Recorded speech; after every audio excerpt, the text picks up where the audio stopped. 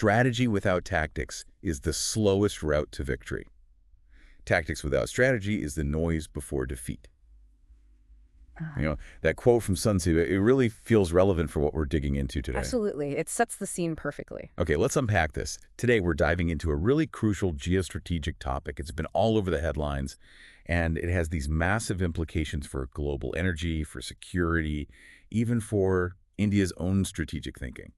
The Strait of Hormuz. Yeah, and what's truly fascinating, I think, is just how quickly things that happen in one region, these local incidents can just ripple outwards right across the globe. Affecting everything from like oil prices to big international diplomatic moves. Exactly. So this deep dive hopefully will help you understand all the different complex layers of this really critical situation. Right. So our mission today essentially is to break down the complexities, this vital waterway, the recent threats against it. We want to explore why the strait is so incredibly important. And also Iran's history here, because they've threatened to close it before, haven't they? Oh, many times. It's a recurring theme. And critically, we need to look at why doing that, actually closing it, would probably end up hurting Iran itself much more than its adversaries. That's the key paradox, really. Yeah. And look, for those of you listening who might be preparing for competitive exams, maybe like the UPSC, or honestly, if you just want to be well-informed about what's going on in the world. Which is always a good thing. Absolutely. This stuff is crucial. For mains current affairs, could be useful for prelims, and just generally really valuable for understanding global dynamics. Definitely. Okay, so let's kick off with the immediate spark. What actually reignited all this tension recently and pushed the Strait of Hormuz back into the global spotlight? I mean, those events on June 13th were pretty dramatic. They really were. Yeah, June 13th, we saw Israel launching what they called preemptive strikes. Right. Targeted. Very targeted, it seems, against Iran's nuclear development facilities, missile production sites, and reports even mentioned targeting specific people, nuclear scientists, IRGC commanders. Wow. So hitting infrastructure and personnel. Exactly. Places like Natanz, Isfahan, Fordo. These are key sites in Iran's nuclear program. And the reports mention pretty severe structural damage. And casualties. Yes. Tragically, the loss of at least 14 nuclear scientists was reported, which strongly suggests, very specific targeting. And Tel Aviv's justification for this, it was about the uranium enrichment levels, wasn't it? That was the core reason given. Iran had reached 60% purity in its uranium enrichment. Now, that's still below the 90% needed for weapons-grade material. But alarmingly close. Extremely close from Israel's perspective. 60% is seen as crossing a critical threshold, indicating capability and maybe intent. It provokes a strong reaction because it significantly shortens the potential timeline to a weapon. Okay, so that was the Israeli action. How did Iran respond? Because the reaction seemed broad. It was very broad. Multifaceted is a good word for it. First, you had missile and drone barrages aimed at major Israeli cities, Tel Aviv, Jerusalem, Haifa. Triggering air raid sirens, Iron Dome interceptions. The usual, unfortunately. Right. But it didn't stop there. They also apparently struck U.S. military installations in the region. Okay, widening the conflict. And significantly, they directly challenged U.S. naval presence, their supremacy in the Gulf. Then there were these incidents. 3 commercial ships catching fire in the Gulf of Oman. Widely blamed on Iran. Widely attributed to Iranian sabotage, yes. Though direct confirmation is often tricky in these situations. And then the big one for our discussion, the public threat to seal off the Strait of Hormuz. Exactly. Which brings us right to the heart of the matter, the choke point itself. So let's talk about Hormuz. Why is it so critical? What makes this narrow strip of water such a global flashpoint? Well, you've hit the nail on the head calling it a choke point. Geographically, it's incredibly narrow. At its tightest point, it's barely 21 nautical miles wide. 21 miles. That's not much room for error. Not at all. But through that tiny gap flows, well, nearly 1/5 of the entire world's oil supply. 1/5? Yeah. Let's just wrap your head around that. What does that mean in actual numbers? It's huge. We're talking about roughly 20 million barrels of oil per day. 20 million barrels a day. Wow. It's the essential gateway, really, for the big Gulf oil producers, Saudi Arabia, UAE, Kuwait, Iraq, even Iran itself, to get their crude out to global markets. And where does most of that oil actually go? That's another critical point. According to the U.S. Energy Information Administration, something like 76% of the oil going through Hormuz heads straight to Asia. 76%. So powering economies like China, India, Japan, South Korea. Precisely. These are huge, energy-hungry economies heavily reliant on that flow. And it's not just oil either. Right, LNG too. Yes, liquefied natural gas. Qatar is a massive LNG exporter, accounting for about 20% of the global market. And guess what? All of its LNG exports go through the Strait of Hormuz. So any disruption there, it hits oil and gas supplies, particularly for Asia. Absolutely. And if you connect this to the bigger picture, even a temporary disruption, forget a full closure for a moment, even just a temporary blockage could send oil prices skyrocketing. How high are we talking?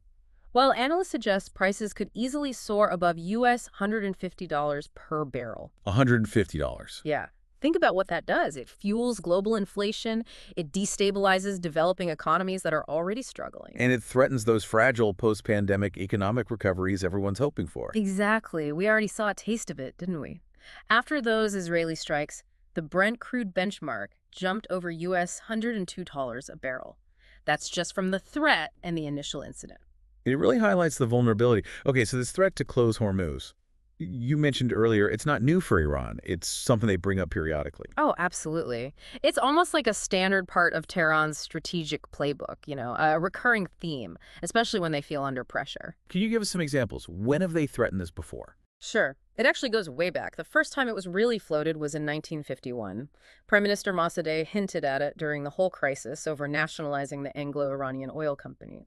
If the West imposed embargoes, he suggested, maybe Hormuz would close. Okay, so right back to the 50s. Then, much more seriously, during the Iran-Iraq War in the 1980s, remember the tanker war phase around 87, 88? Vaguely, yes. Attacking oil tankers. Right. Iran used fast attack boats, laid mines, and explicitly warned that if its own oil exports were attacked, Hormuz would be closed to everyone. So direct military threat then. Definitely. Then it pops up again. 2008, after some incident involving British forces seizing Iranian naval vessels.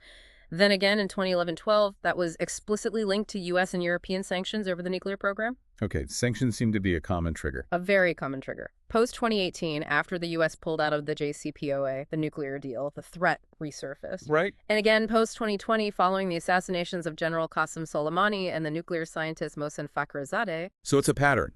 External pressure, sanctions, military incidents. Iran brings out the Hormuz card. Exactly. It's a consistent response, a way of signaling resolve and leveraging their key geographic position. Given that they keep threatening it, you'd think maybe they hold all the power here, but they've never actually fully closed it, have they? No, never sustained complete closure. And you suggested earlier that actually doing it would hurt Iran more. That seems counterintuitive. Why would this perceived strength controlling this vital choke point actually be their biggest vulnerability? It's a fascinating paradox, isn't it? The threat itself gives Iran immense political leverage. It gets attention, it makes markets nervous, it forces adversaries to calculate risks. Right, the threat is powerful. But the actual act of closing the strait, that's widely seen as a potential self-inflicted wound. There are, I'd say, at least 5 major reasons why it's probably a losing strategy for Tehran in the long run. Okay, let's break those down. What's the first big reason? The economy. It's definitely number 1. Iran's own economic fragility. Even before any potential blockade, U.S. sanctions have hammered their oil exports. They've plummeted, right? From over 2.5 million barrels per day back in 2017. Which is significant. Hugely significant, down to roughly 1.2 million barrels per day now. That's basically slashed their national revenues by 2/3. 2/3 loss already. Ouch. Exactly. And oil makes up something like 80% of Iran's foreign currency earnings. So if they blockade Hormuz and cut off their own remaining exports, they could literally erase upwards of US $40 billion in annual income. $40 billion just gone. Gone. Overnight. Imagine that impact. It would almost certainly trigger a massive GDP contraction, double digits probably, wiping out years of any modest growth they've managed. And the social impact. Huge. Inflation is already sky high, over 45%. Youth unemployment is way above 27%. Piling on that kind of economic shock, you're very likely looking at major social unrest. That could genuinely threaten the regime's stability at home. Okay, so economic suicide, basically. What's the second reason?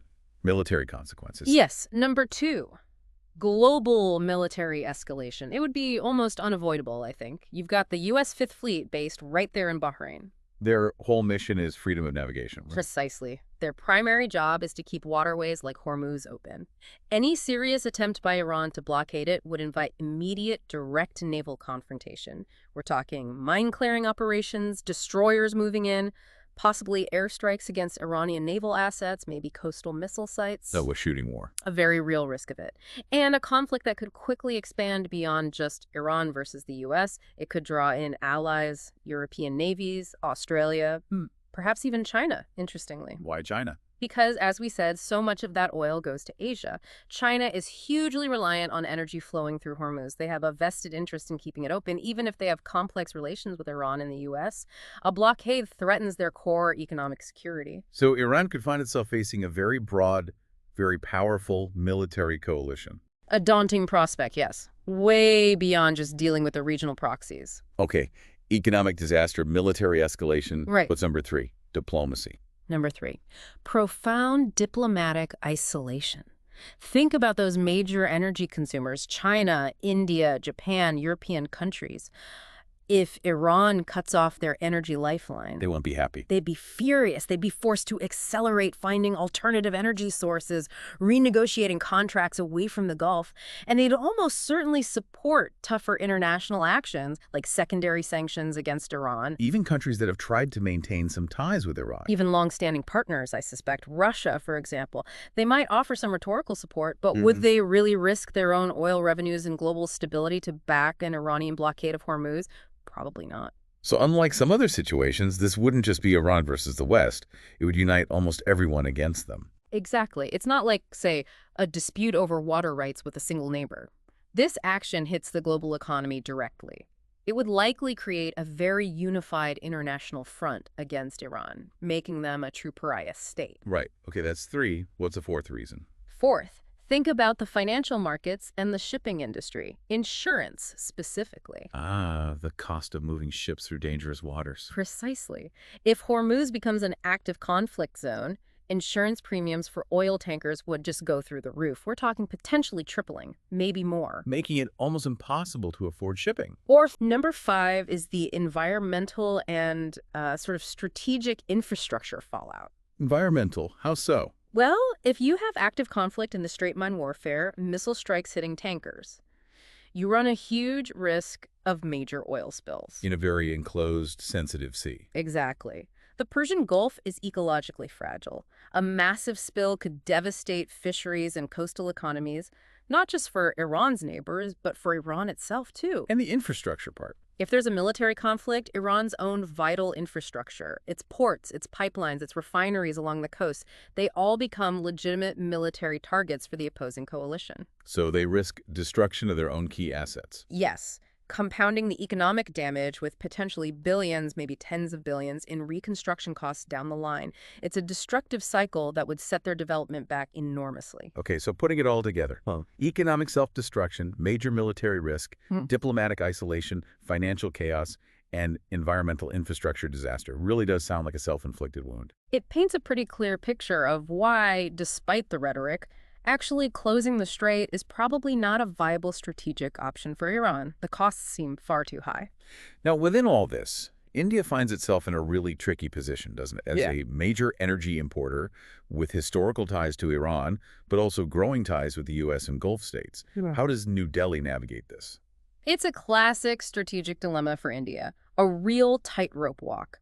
Historically, yes, ties with Tehran have been quite cordial. India used to import a lot of oil from Iran, nearly 600,000 barrels a day before 2019. But that changed with U.S. sanctions. It did. Under Washington's maximum pressure campaign, India significantly cut back those Iranian imports. They had to pivot, shifting more towards the U.S. itself and other Gulf producers like Saudi Arabia and the UAE for their energy security. So if Hormuz were actually choked off, what would India's priorities be? They'd face these converging, almost conflicting imperatives. On one hand, they need to support international efforts to keep sea lanes open that's vital for global trade and their own economy. On the other hand, they have to safeguard their immediate energy security, which might mean finding ways to get some oil flowing, perhaps even from Iran, if possible. And they also have investments in Iran, right? Like the Chabahar port. Exactly. Strategic investments like Chokepoint, meant to provide access to Afghanistan and Central Asia, would be threatened or complicated by a major conflict involving Iran. So for you listening, thinking about India's foreign policy choices here, Yeah. it sounds like a really delicate balancing act. Extremely delicate. India's decision on whether to, say, diplomatically isolate Iran would depend entirely on how they weigh these competing interests. What kind of actions might we see from India in such a scenario? Well, you might see India voting in favor of UN resolutions that condemn a blockade, showing commitment to international law and freedom of navigation. But maybe behind the scenes. Behind the scenes, they might quietly communicate their absolute need to maintain at least minimal energy flows to protect their economy. It aligns with India's long-standing principle of strategic autonomy. They'd likely join consensus actions that protect global commerce, but perhaps try to avoid completely severing ties with Tehran, given the history and regional complexities. A nuanced path, then. Very nuanced. It reflects their broader approach to foreign policy, protecting national interests while navigating complex global currents. So, pulling it all together, the core point really is this. While threatening to close, Hormuz gives Iran a certain kind of leverage. Actually doing it would likely amplify its own weaknesses far more than its strengths. Right. The economic pain, the military risk, the isolation. Exactly. It seems the more optimal path for Iran, realistically, lies in diplomacy, de-escalation, and focusing on diversifying its own economy rather than relying on these kinds of coercive disruptions. Which leads to a final thought, maybe. What does this all really mean for the future? In this world we live in, so interconnected. Hyper-connected, yeah. Where, economic stability often seems to trump pure geopolitical muscle flexing. It really underlines how crucial dialogue and careful diplomacy are, doesn't it? It absolutely does. The path towards security in the region, and indeed global credibility for any nation, probably doesn't lie in shutting down vital arteries. But rather in, what? Constructive engagement. Constructive engagement, finding ways to de-escalate tensions, and building a forward-looking economic vision that's based on resilience and cooperation, not confrontation. Definitely something for all of us to mull over. Thinking about global affairs and how these regional hotspots can have such far-reaching consequences. Well, that was our deep dive into the Strait of Hormuz and its many complex implications. We hope you found this discussion valuable. Hope it was useful. If you did, please do like, subscribe, maybe share this deep dive with others who you think might be curious about these kinds of topics. And if you have more questions or ideas for other topics we should tackle, Yeah, definitely drop them in the comments below. We genuinely love hearing from you and getting your feedback. Thanks for tuning in.